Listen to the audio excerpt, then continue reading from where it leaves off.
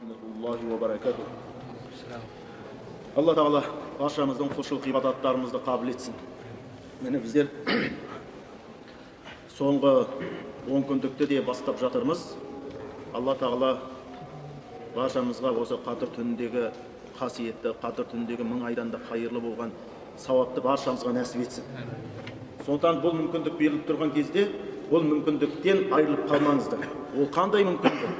83 жылға тең мүмкіндік. Сондықтан ол жаңағы құр шай ішіп өткізу емес түнді. Өзі 3 сағаттың ғой. Соны құлшылықпен, намазбен, Құран оқып отырумен, зікір етіп отырумен, егер сіз намаз оқып тұрып өткізген болсаңыз, онда сіз 83 жылғы намаздың сауабы аласыз. Ал егер сіз зікір айтып өткізген болсаңыз, сізге сол 83 жылғы зікірдің сауабы. Ал сіз Құран оқып отырып өткізген болсаңыз, сізге жаңағы 83 жылғы 1000 айдан да хайырлы Құранның сауабы беріледі. Ал егер сіз шай ішіп отырсаңыз, 83 жылғы шай ішкеннің сауабы. Әңгіме айтып отырсаңыз, 83 жылға әңгіменің сауабы беріледі. Сондықтан ол кешті ғибадатпен өткізу керек. Ал егер сіз жаңағы сол Қадір түнін күтіп отырмын деп өсек айтып отыратын болсаңыз, 83 жылғы өсектің сауабы жазылады. Күнәсіз. Сондықтан ғайбат айтпау керек. Осы 10 күннің біреуінде ол. Бірақ біз білмейміз. Егер осы 10 күнді солай өткізсең, 100% сен Қадір түніне жеттің. 1000 айдың қайырлы болған. Ешқандай күмән болмас. Өйткені соңғы 10 күннің біреуінде. Ол туралы хадистер бар, бәріне сақтағанымыз. Сондықтан иншалла сол біз қайтып келесі оразаға жетеміз бе, жетпейміз бе, бір Алла біледі. Ал яғни ондағы мақсат не? Ол өліммен қорқыту емес адамды.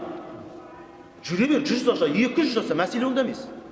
Мәселе әлгі Қадір түніндегі 83 айға астам ай беру, 84 жылға 1000 айдан қайырлы болған ана түнге жету. Айту сіз, біз 83 жыл ғибадат қыламаймыз Аллаға.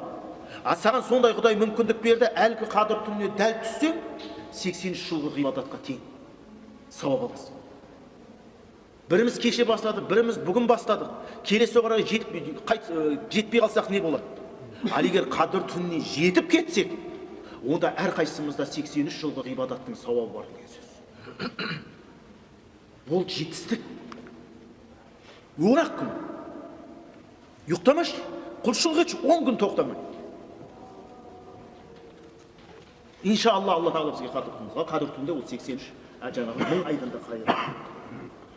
Қалған 11 ай ұйықта сосын. Бірақ осы 10 күнде ұйықтамады. Сол мүмкіндікті біз жібермейік.